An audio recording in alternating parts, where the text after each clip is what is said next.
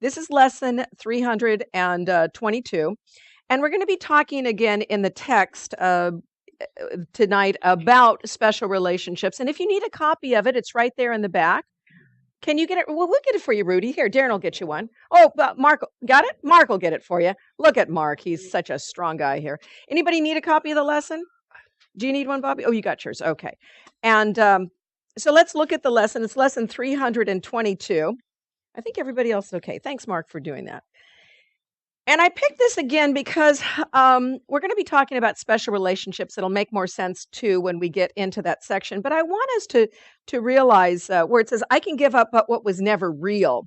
Sometimes in the course, it does say that it will, as you start to study this course, it may seem as if things are being taken away from you. And what it says is you're going through a reevaluation period. Nothing is ever taken from us, but sometimes we decide I no longer need this thought, or I no longer need to be involved with this attachment. So we begin to release things that are no longer valuable to us, that no longer serve us. It's kind of like cleaning out your closet.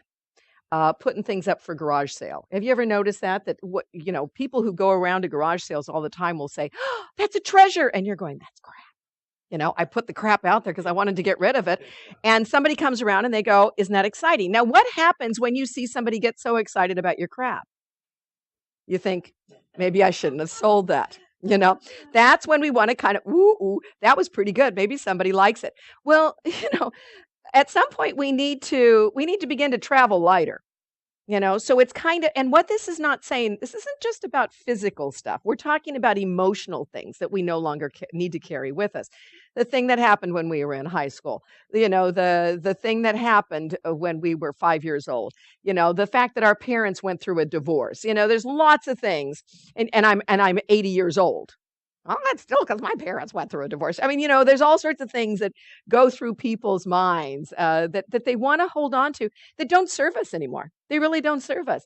And yet there's something about us that thinks, well, if I can keep this, keep all the little ducks in a row, everything's going to be okay. No, it isn't. It's really time for us to travel lighter, let go of some of that stuff, clean out that closet, put it out to the garage sale. Don't take it back anymore. Stop dragging it back in. And that's what we love to do. We love to drag our crap back in. And what this is saying is it's time for us to release what is no longer valuable to us and for us. I sacrifice, it says, illusions, nothing more. That's it. That's all I sacrifice. I only let go of what really has no more value. And as illusions go, and this is what I love, I find the gifts illusions tried to hide awaiting me in shining welcome and in readiness to give God's ancient messages to me. Have you ever, well, see, I'm not that savvy with technology, but on my iPhone, I get my emails, okay? I get emails on my computer. I quickly see those.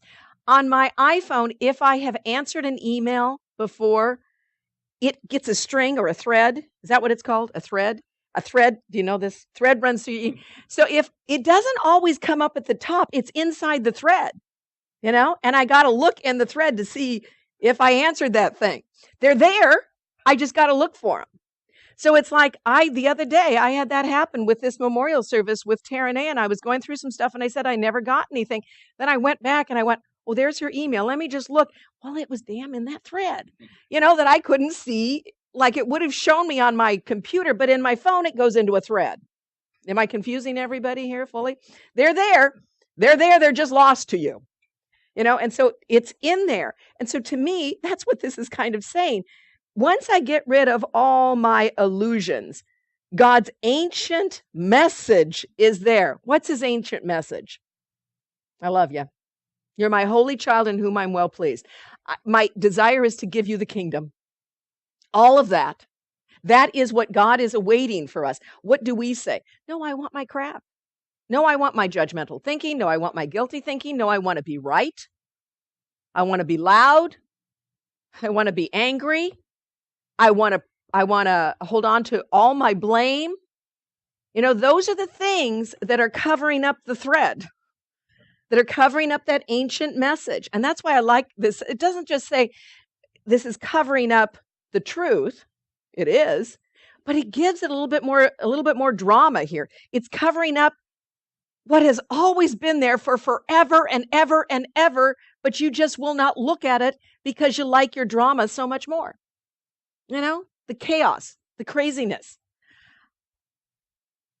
I'm not going to get political, but I am going to say this. I watch every Republican debate.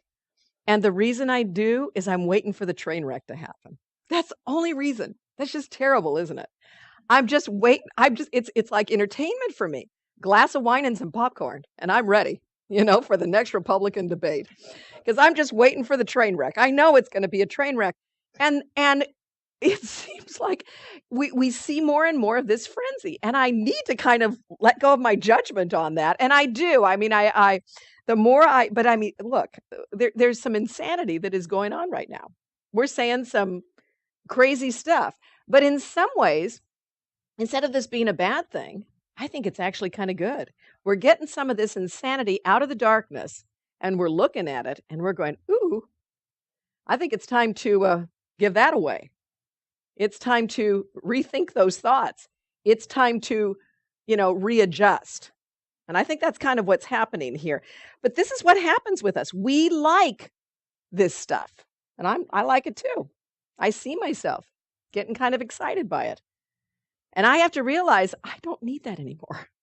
It's kind of time to allow that to go. And that's why this lesson, too, that we're doing all of December, I Rest in God, is so very powerful, because it really is about us stepping back from the fray of the world, the craziness of the world, and letting that dust settle so we can experience this ancient message that God is giving us, this ancient truth that God is giving us. And so what does it say? His memory abides in every gift that I receive of him. His memory is in every experience, every little thing that happens, every little judgment I have, every little angry thought I have, and every little guilty thought I have, every little unforgiving thought I have. It says his memory is in every one of those little gifts when I am willing to receive that of him, when I'm ready for the dust to settle. And every dream that I cherish in my mind only serves to conceal the truth, which self is God's only son. It only conceals the truth about me, the truth about my brother, the Holy One who still abides always in him, in God, forever, as he still abides in me. Every time I cherish those unloving thoughts, every time I cherish those guilty thoughts or those fearful thoughts, it's saying that it conceals the truth of who I am, the truth of who my brother is. But when I allow those to rest, I see myself, I see my brother. I see and then know God. And that's what that's talking about.